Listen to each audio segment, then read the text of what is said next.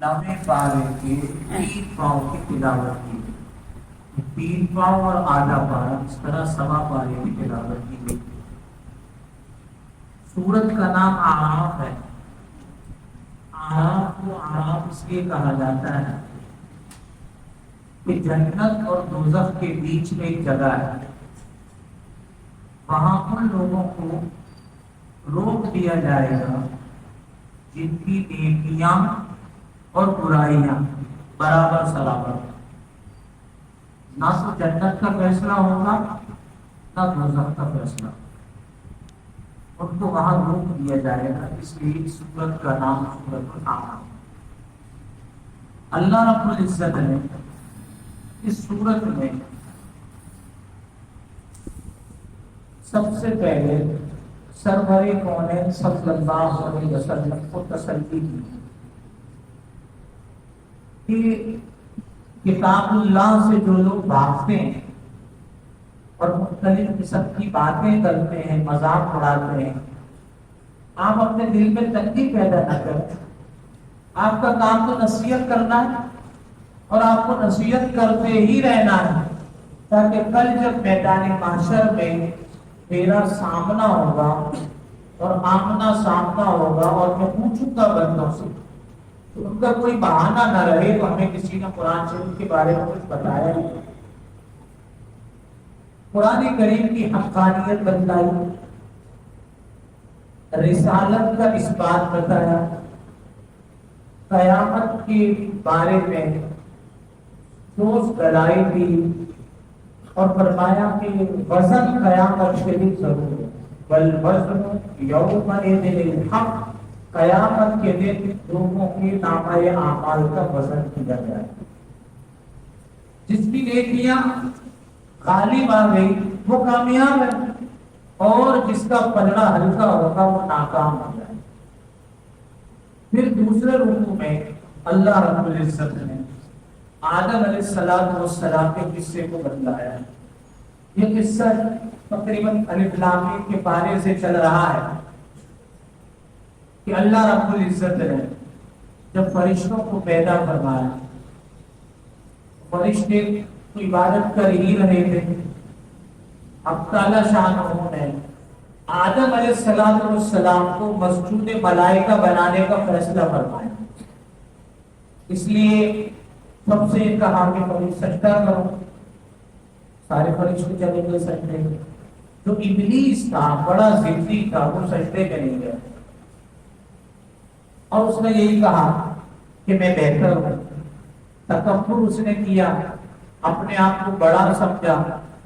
اللہ نے اس کو راندۂ درگاہ کر دیا اور عزازیل سے اس کا نام ابلیس، شیطان، ملعون اور راندۂ درگاہ، یہ اس کے القابات۔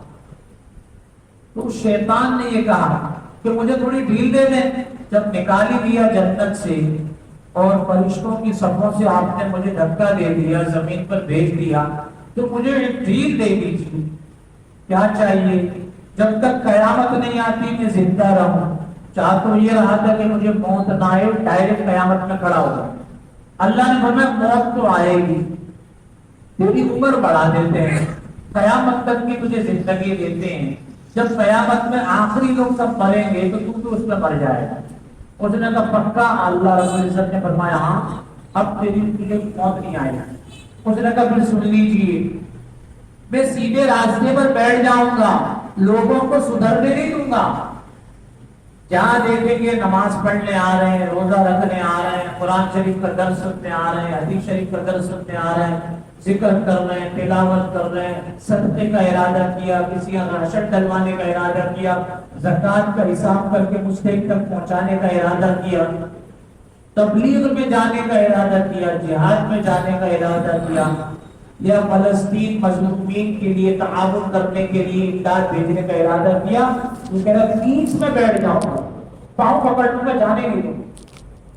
پھر کیا کرے گا؟ اس نے کہا میں دائیں طرف سے روکوں گا، اگر رک گئے تو ٹھیک ہے، نہیں تو پیچھے سے پکڑوں گا، نہیں تو دائیں طرف سے، بائیں طرف سے، آگے سے، پیچھے سے، ہر طرف سے۔ اور آخر میری کوشش ہوگی کہ تیرے اکثر بندوں کے منہ سے ناشکری کا ہی بول نکلے، تو شیطان اپنی محنت میں فیل ہے یا پاس ہے؟ بولو بھائی پاس ہے۔ اللہ نے فرمایا تو نکل جا، تو ذلیل ہے۔ پھر آدم علیہ السلام اور حضرت حوا علیہ السلام سے فرمایا پوری جنت میں آپ کو گھومیں پھریں کھائیں پیئیں موج کریں، لیکن اس درخت کے قریب نہیں جانا۔ شیطان بیچ میں آیا، اس نے کہا میں قسمیں کھاتا ہوں میں تمہارا بڑا خیر خواہ ہوں۔ شیطان ہمیشہ دوست کے روپ میں آتے، کبھی بھی کسی کے ساتھ دشمنی کے روپ میں نہیں آتا، اپنائیت اپنا پن دکھا کے بیڑا غرق آدمی کا کرتا ہے۔ چنانچہ اس نے وہ درخت کے قریب پہنچایا، کھلایا، جب کھا لیا کپڑے اتر گئے، درختوں کے پتوں سے ہمارے والدین نے اپنے صدر کو ڈھانپا۔ اللہ نے فرمایا میں نے منع نہیں کیا تھا اس درخت کے قریب نہیں جانا، اور یہ بھی کہا تھا شیطان کی باتوں میں نہیں آنا، بڑا تمہارا دشمن ہے۔ جب تم دونوں کا دشمن ہے تو تمہاری اولاد کا اس سے زیادہ دشمن ہے، تو فوراً معافی مانگو۔ جو بندہ ہوتا ہے جس کے اندر انسانیت ہوتی ہے فوراً کیا کرتا ہے؟ معافی مانگو۔ ربنا ظلمنا انفسنا، اے اللہ ہم نے اپنی جانوں پر بڑا ظلم، وَإِن لَّمْ تَغْفِرْ لَنَا وَتَرْحَمْنَا، اگر آپ مجھے معاف نہیں کریں گے ہمیں، لَنَكُونَنَّ مِنَ الْخَاسِرِينَ، ہم نہیں کھائیں گے تو بہت خسارے میں ہو جائیں گے۔ اللہ نے فرمایا تم نے معافی قبول کر لی اور غلطی کو ایکسپٹ کر لیا، ہم نے تمہیں معاف کر دیا، لیکن اب یہ ہے کہ آپ کو دنیا میں جانا ہے، اسی میں رہنا ہے، وہی موت آئے گی اور دنیا ہی سے نکالا ہے۔ 4 دفعہ اللہ رب العزت نے اس صورت میں انسان کو اے آدم کے بیٹے کدھر جاتا ہے بات تو سن لے، توجہ کر لے، 4 دفعہ۔ سب سے پہلے اے آدم کے بیٹے، ہم نے لباس اتارا ہے آسمان سے تاکہ تو اپنی شرمگاہ کو چھپا سکے اور اس سے خوبصورتی حاصل کر سکے، آرائش، زیبائش، زینت، یہ سب حاصل کر سکے، اور تقوی کا لباس اس کی زیادہ پابندی کرتا ہے۔ آدمی اپنی فٹنس اس کا خیال کرتا ہے، ڈریسنگ کا بڑا خیال کرتا ہے، ہر وقت جوان رہنے کی کوشش کرتا ہے، پھر اللہ نے فرمایا تقوی کے لباس کو بھی دیکھو تو پھٹا ہوا تو نہیں ہے، یہ پہنا ہی نہیں ہے، ذرا اس لباس کو بھی دیکھو۔ پھر فرمایا کہ شیطان نے ماں باپ کو کپڑوں سے دور کیا ہے تو ان کی اولاد کو کپڑوں کے اندر رہنے دے گا، بولو نا بھائی، رہنے دے گا۔ شارٹ کپڑوں کے نام سے پہلے سنڈے کو گھروں میں پہنتے تھے، اب سیٹرڈے کو شروع ہوا، پھر سنڈے کو شروع ہوا، پھر سیٹرڈے سنڈے دونوں کو شروع ہوا، پھر جناب اس کے بعد پورا ہفتہ جیسے جاب سے، شاپ سے، فیکٹری سے، کمپنی سے اور کارخانے سے واپس آتے ہیں تو مختصر لباس، اگر چٹے کا ہے تو بری بات ہوگی لیکن ان کو شرم نہیں آتی تو پہن کے گھومتے رہتے ہیں، بلکہ وہ کپڑے پہن کے مسجد میں بھی تشریف لے آتے۔ کعبہ کی سور سے جاؤ گے غالب شرط تم کو مگر نہیں آتی، ایسے چھوٹے چھوٹے کپڑے پہنتے ہیں، تو شیطان اپنی محنت کر رہے ہیں، پیچھے ہٹ گیا ہے، وہ ننگا بنا کے چھوڑے گا، عورتوں کو تو کر دیا، مردوں کو بھی ننگا کر دیا اور فخر محسوس کرتے ہیں۔ پھر اللہ رب العزت نے فرمایا اے آدم کے بیٹے، جب مسجد میں آؤ نا تو صاف ستھرے کپڑے پہن کے آؤ، گندے کھسے پٹے اسمیل والے اور زنگ آلود اور رنگ سے بھرے ہوئے کالے کپڑے پہن کے، ایسے کپڑے کہ آدمی کو لگے کہ یار اس کے لیے رومال بچھا دو، تھوڑے سے پیسے کر کے دے دو، بہت غریب آدمی ہے۔ تو کسی شادی اور ولیمے میں یہ کپڑے پہن کے جاؤ نا، وہاں تو نہیں جاتا۔ تو اللہ کے گھر میں اچھے کپڑے پہن کے آنا، کھانے پینے سے منع نہیں کیا لیکن اسراف سے منع کیا۔ پھر اللہ رب العزت نے تیسری دفعہ آدم کے بیٹے سے یہ فرمایا کہ آدم کے بیٹے، تمہیں شیطان دھوکے میں نہ ڈالے اور بربادی کے راستے میں نہ ڈالے۔ پھر جنتی لوگوں کو یاد آئے گا کہ ہمارے شادمان میں فیز 1 میں فیز 2 میں بڑے لوگ رہتے تھے اور بڑی اچھی باتیں کرتے تھے، بڑا اچھا اسٹائل ہے، لیکن مسجد میں کبھی نماز نہیں پڑھتے تھے، باتیں بڑی پیاری کرتے۔ فیز 2 میں بھی ایسے تھے، فیز 3 میں جنہوں نے قسمیں کھائی ہوئی تھی کہ نماز نہیں پڑھنی، روزہ نہیں رکھنا، اور ہیلو ہائے بڑا اچھا کرتا ہے. تو آج وہ نظر نہیں آ رہے. اللہ فرمائیں گے وہ تو دوزخ میں اللہ ہم سب کی عبادت کرتا ہے.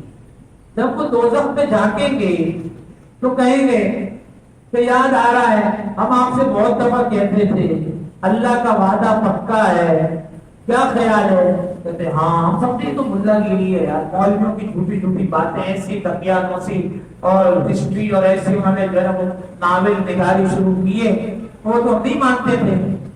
تو ایک اذان دینے والا, اعلان کرنے والا اعلان کرے گا ظالموں پر خدا کی پھٹکار برستی رہے گی.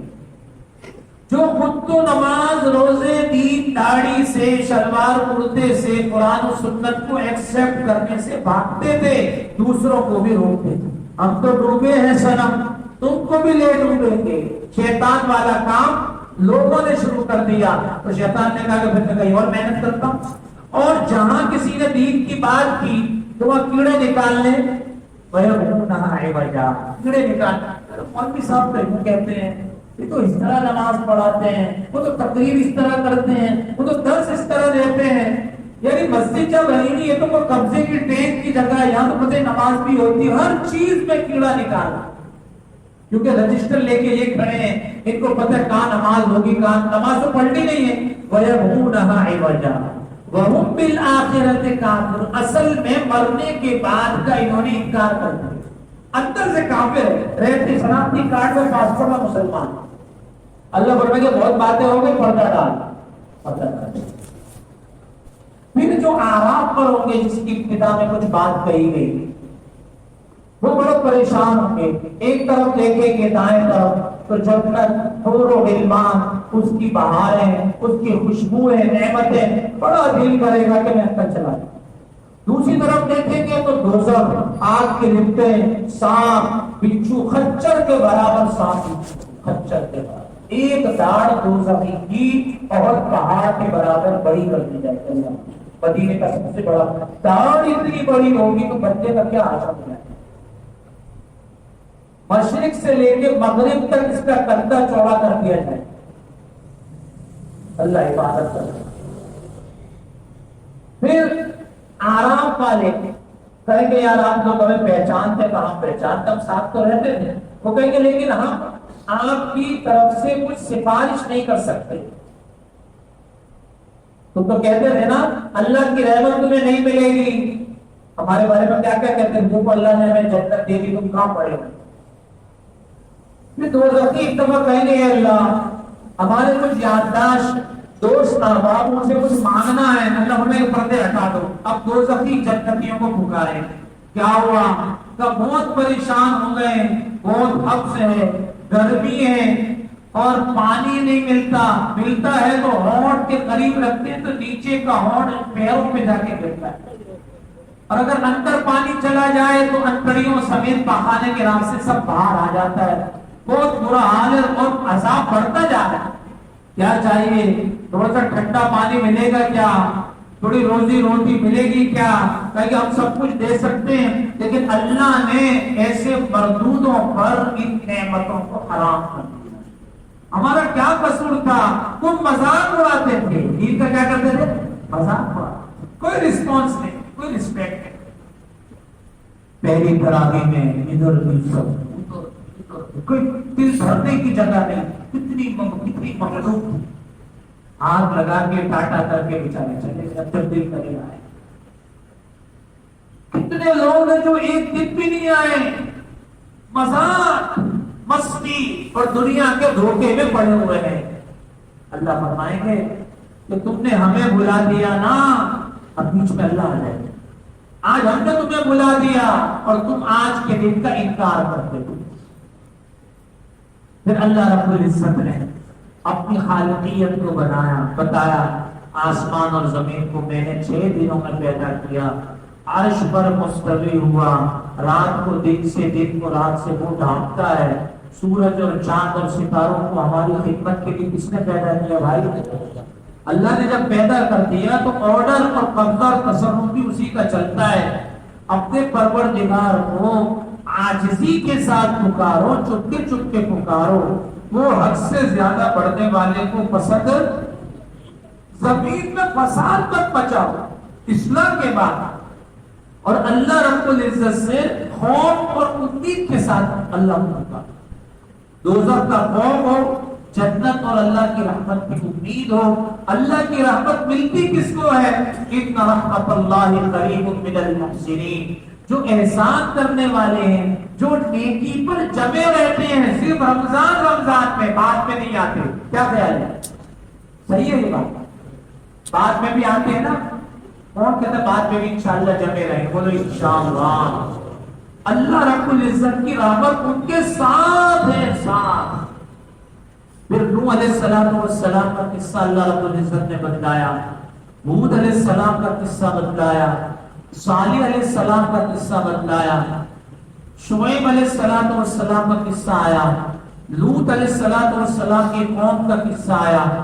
پھر شعیب علیہ السلام کی بات اور تفصیل سے آئی کہ بڑے متکبرین لوگ تھے, کہیں کہ بہت تبلیغ کر دی, اب ہم آپ کو یہاں سے نکال دیں گے, زیادہ دین کی باتیں مت کرو. کہتے ہیں یار اللہ کی مت کر یار, مجھے بہت پتہ ہے نہیں کر رہا, ہم آپ کو آپ کے چاہنے والوں کو یہاں سے نکال دیں گے. اور شعیب علیہ السلام کا قصہ تمام کر دیتے ہیں. اللہ رب العزت نے فرمایا کہ یہ آپ کا کچھ نہیں بگاڑ سکتے, اب آپ ان کا قصہ ہم تمام کریں. اور جب وہ صبح اونٹے منہ مردار پڑے ہوئے تھے اپنے گھر میں, شعیب علیہ السلام پھر آ گئے, افسوس ابلغتکم رسالات ربی, میں نے کتنی کوشش کی, دن رات تمہیں سمجھاتا تھا اللہ کی مان لو, میری رسالت کو مان لو, شریعت پہ چلو, مذاق مت اڑاؤ. اللہ نے فرمایا, پھر خود ہی کہنے لگے کیسے کافروں پر, بدبختوں پر کیسے میں افسوس کروں. کل کے مضامین میں سے ایک بات سورہ مائدہ کی, یا ایھا الذین آمنوا علیکم انفسکم, اے ایمان والو اپنی فکر کرو, لا یضرکم, تمہیں وہ آدمی نقصان نہیں پہنچا سکتا, من ضل اذا اهتدیتم, اگر تم ہدایت کرو گے, گمراہ تمہارا کچھ نہیں بگاڑ سکتا. تو کچھ مسلمانوں کو یہ تشویش ہوئی کہ اپنی اپنی فکر کرو, دوسروں کی فکر کرنے کی ضرورت نہیں. ہمارے بھی دیار میں, ہمارے بھی دیش میں ایسے ہی کہا جاتا ہے کہ ہر ایک نے اپنی اپنی قبر میں بولو بھائی جانا ہے, تو اپنی اپنی فکر کرو. حضرت ابوبکر صدیق رضی اللہ تعالیٰ عنہ کو جب خبر ملی کہ لوگوں نے تو غلط سمجھا ہے, سب کو جمع کیا, اور فرمایا میں نے خود حضرت رسول پاک صلی اللہ علیہ وسلم سے سنا, آپ صلی اللہ علیہ وسلم نے اس آیت کو مجھے سمجھایا ہے. ایک مضمون تو یہ ہے مسلم, یہ جو مضمون ہمارے سامنے آیا, یہ بتلا رہا ہے کہ قرآن شریف سیکھنے کی چیز ہے. قرآن شریف کیا ہے؟ اپنے آپ قرآن نہیں آتا, تلاوت کرنا بھی نہیں آتا, جس کو کہتے ہیں پروناؤنسیشن, تلفظ بھی نہیں آئے گا, چاہے آپ 120 سال کے ہو جائیں, 200 سال کے ہو جائیں, جب تک سیکھیں گے نہیں.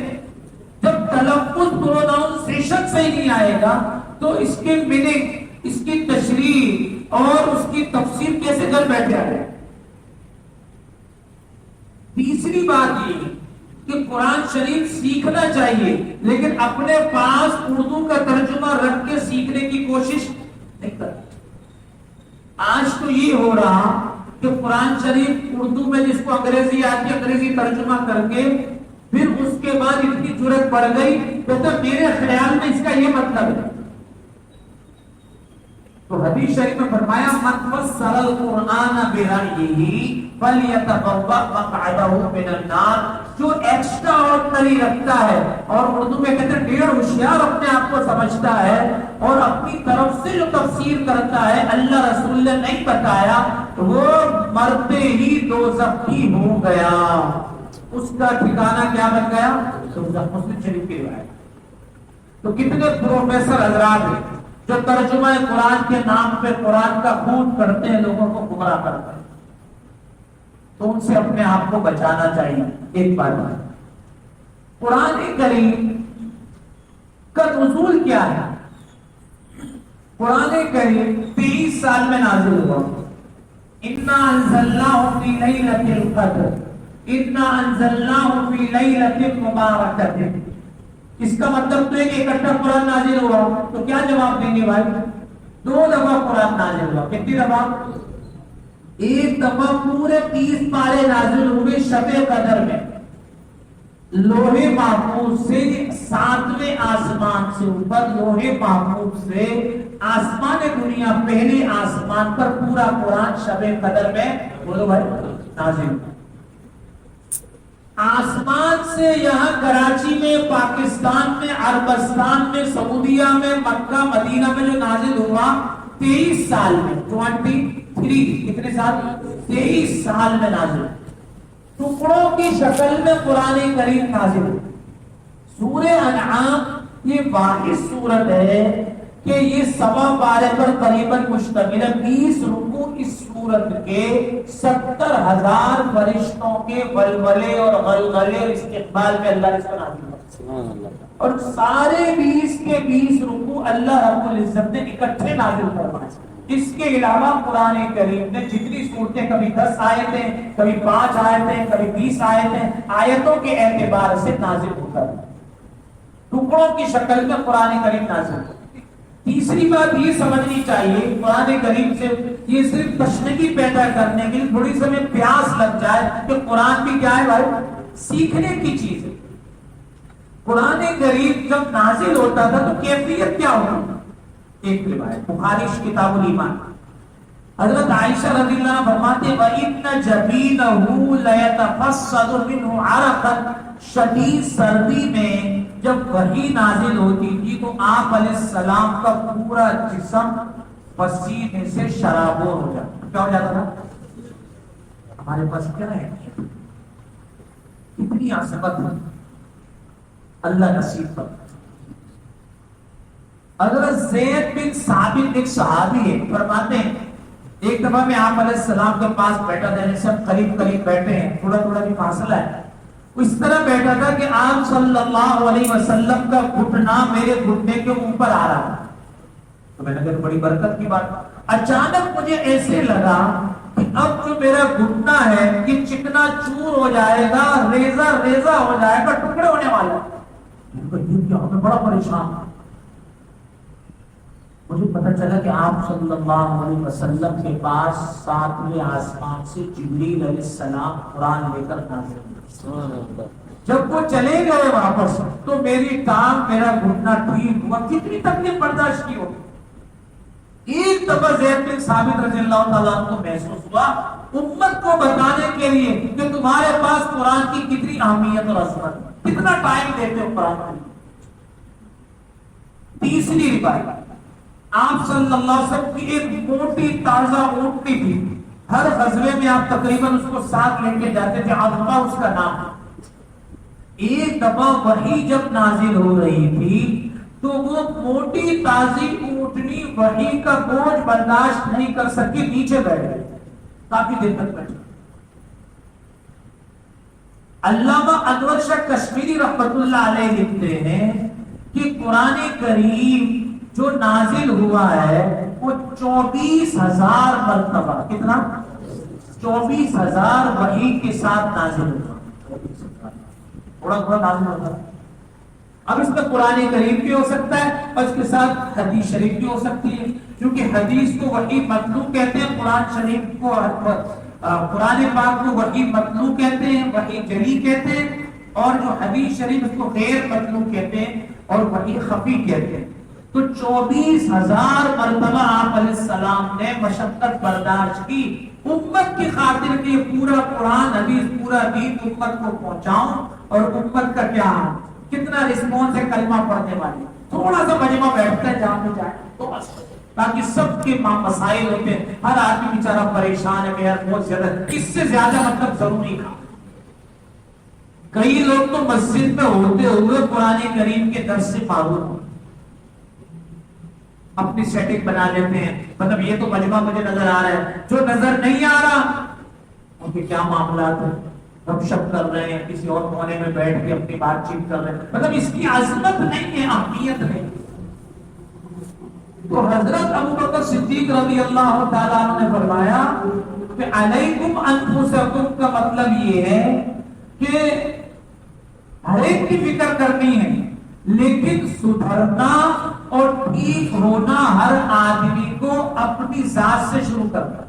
دیکھو کتنا کہنا آسان ہے، 20 سال پہلے تو یار یہ حال نہیں تھا، 25 سال پہلے یہ حال نہیں تھا، بڑی نیکی عام تھی، لوگوں میں بڑا ایک دوسرے کی پاسداری، ابھی تو پڑوس کو اڑوس کو اوپر نیچے جو رہتے ہوئے ایک دوسرے کو پہچانتے نہیں، موت میت خوشی کا پتہ نہیں چلتا، کوئی کسی کی فکر نہیں کر رہا، یوں کہا جاتا نہیں کہا جاتا۔ تو بات یہ تھی کہ یہ جو معاشرہ ہے کسی مخلوق کا نام ہے یا کسی جانور کا نام ہے، معاشرہ میرے اور آپ کا نام۔ اس وقت کے لوگ اچھے تھے، رواداری تھی، پاسداری تھی، ایک دوسرے کا خیال کرتے تھے، حیا موجود تھی۔ ابھی تو کتنی بے حیائی ہے کہ ہم آپ کو بتا نہیں سکتے، کتنی جرت ہے، کتنی بے باکی ہے۔ تو حضرت ابوبکر صدیق رضی اللہ عنہ نے فرمایا کہ اگر جیسے مجمع بیٹھا ہے، 100 لوگ ہیں، 50 لوگ ہیں، 70 لوگ ہیں، اللہ کے علم میں یہ سارا مجمع یہ چاہتا ہے ملک کے حالات بدلے، معاشرہ بدل جائے، سارے انسان بدل جائے، سب ٹھیک ہو جائے۔ اس کا ایک طریقہ مختصر ہے اور پورا اثر ہے، وہ کیا ہے؟ ہر آدمی دلی دل میں نیت کر لے کہ میں سدھرنے کی نیت کرتا ہوں، میں ٹھیک ہونے کی نیت کرتا ہوں۔ یہ مجمع اگر یہ نیت کر لے تو کیا خیال ہے، پھر یہی مجمع علاقوں میں جائے گا، مختلف مقامات پہ جائے گا، وہاں محنت کرے گا تو کیا خیال ہے پوری دنیا میں تبلیغ کے ذریعے آسان ہو جائے گا؟ نہیں ہوگا۔ لوگ تبلیغ والوں کو دوش دیتے ہیں، کہتے ہیں یار یہ برائیوں سے منع نہیں کرتے، وہ بھی برائی امر بالمعروف اور نہی عن المنکر وہ کرتے ہیں، لیکن وہ کہتے ہیں پازیٹیو انداز میں کرو، میٹھے انداز میں کرو، ڈنڈے چلا کے نیند پہنچانے کا وقت نہیں ہے، اب انڈے کھلا کے نیند پہنچانے کا وقت۔ یہ کرو گے تو لوگ آپ کے قریب آئیں گے، ڈنڈوں کے ذریعے کوئی قریب ہوگا؟ بھائی وہاں کیوں نہیں جاتے، کرے وہ پیر صاحب بڑے کڑوے پیر صاحب ہے۔ مولانا یوسف لدھیانوی شہید رحمۃ اللہ علیہ فرماتے ہیں کہ بھائی میرے پاس کچھ لوگ آئے کہ میں آپ سے بیعت ہونا چاہتا ہوں۔ میں نے کہا آپ کہاں سے آئے؟ کہا میں ناظم آباد سے آیا ہوں، مجاہد کالونی سے۔ تو اس وقت دارالفتہ والارشاد تھا، مفتی رشید صاحب تھے، بہت بڑے آدمی جنہوں نے آثار الفتاویٰ کئی جلدوں میں لکھا ہے۔ اب ان کے پاس نہیں جاتے، وہ ڈنڈے والے پیر ہیں، ڈنڈے سے پٹائی کرتے ہیں، جو داڑھی منڈا ہوتا ہے اس کو پہلی سمجھنے کا پیچھے جاؤ نکال دیتے۔ تو آپ تھوڑی شفقت کرتے ہیں، تو بھائی شفقت والا معاملہ کرتے ہیں تو لوگوں کے ساتھ تبلیغ کرنا آسان ہوتا ہے۔ تو کام وہی ہے تبلیغ کا، پیار محبت سے لوگوں کو لے کے چلنا، لیکن تبدیلی پاکستان سے، گھر سے، علاقے سے، یہ کہاں سے؟ اپنے آپ سے نیت کر لی، پوری دنیا میں اللہ رب العزت لوگوں کو درست فرما دے۔ ایک بات بولیے، سورہ انعام کا جو موضوع سخن ہے چوپایوں کے متعلق، کہیں گے امام صاحب کو جوش آ گیا، گھڑی بھی نہیں دیکھی، کیونکہ ہم گھڑی دیکھیں گے پھر روکیں گے یا پھر وہ گھڑی دیکھ رہے ہیں۔ سورہ انعام کا مسئلہ یہ ہے کہ انعام کہتے ہیں چوپایوں، جانوروں کو کہتے ہیں۔ تو اس میں جانوروں کو متعلق کیا بات ہے؟ یہ جو مشرکین ہے نا، یہ اللہ کو مانتے تھے، بولو بھائی، اللہ کو مانتے تھے، اللہ کو مانتے تھے۔ قرآن کریم میں وَلَئِن سَأَلْتَهُمْ مَنْ خَلَقَ السَّمَاوَاتِ وَالْأَرْضَ، ان مشرکوں سے پوچھو آسمان اور زمین کس نے بنایا؟ فَلَيَقُولُنَّ اللَّهُ، اللہ نے بنایا، تو مانتے تھے نا۔ اگر ان سے پوچھو من سخر الشمس والقمر، آسمان میں سورج اور چاند کو کس نے مسخر کیا، تو مشرک کیا کہتے تھے؟ یہ ہوا کون چلاتا ہے، بارش کو، بہت لمبی بات ہو جائے گی۔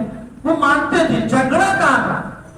جھگڑا اس بات پر تھا کہ جب حضرت ابو طالب کی عمر 50 سے اوپر ہو گئی، بڑھاپا غالب آ گیا، ایک وقت تیار ہوا، انہوں نے کہا کہ دیکھو ابھی سپورٹ کرنے والے حضور علیہ السلام کو ان کے چاچا ہے، والد تو ہے نہیں، ایسا کرتے ہیں یہ وقت بنا کے جاتے ہیں اور ان کے چاچا سے کہتے ہیں آپ اپنے بھتیجے کو سمجھا لیجیے۔ وقت آیا، اس نے کہا کہ جب سے یہ آئے ہیں گھر گھر میں جھگڑا ہو گیا۔ اچھا پھر کیا؟ میرے بھتیجے نے، آپ کے بھتیجے نے گھروں میں جھگڑا کروایا ہے، کوئی کسی کا نہیں، باپ بیٹے کے خلاف ہو گیا ہے، چاچا اور بھتیجے میں جھگڑا ہو گیا ہے۔ اچھا جی ابھی بلا لیتے ہیں۔ آپ صلی اللہ علیہ وسلم کو بلایا. آپ علیہ السلام سے کہا گیا, آپ نے بہت ٹھنڈے انداز میں ساری بات کو سنا اور اس کے بعد ارشاد فرمایا کہ میں جھگڑا نہیں کرا رہا, ایک کلمہ ایسا ہے اگر یہ مان لیں تو سارا عرب ان کی گود میں آ جائے, سب غلام بن جائے. کلمۃ, انہوں نے ایک کلمہ کا 10 کلمات, ہم 10 کلمے کہنے کے لیے تیار ہیں, بتائیے تو صحیح. تو آپ نے بتایا لا الہ الا اللہ, بس یہاں جھگڑا. وہ یہ کہتے ہیں کہ ایک کھوکھا پان بیڑی ملتی ہے, سگریٹ ملتی ہے, پہلے زمانے میں لوگ بیڑی پیتے, تو پان بیڑی والے, سگریٹ والے, یہ جو کھوکھا پان والے, وہ بھی ایک آدمی نہیں چلا سکتا, شفٹوں میں آپ کی بدل ہونا بند ہو جائے گا.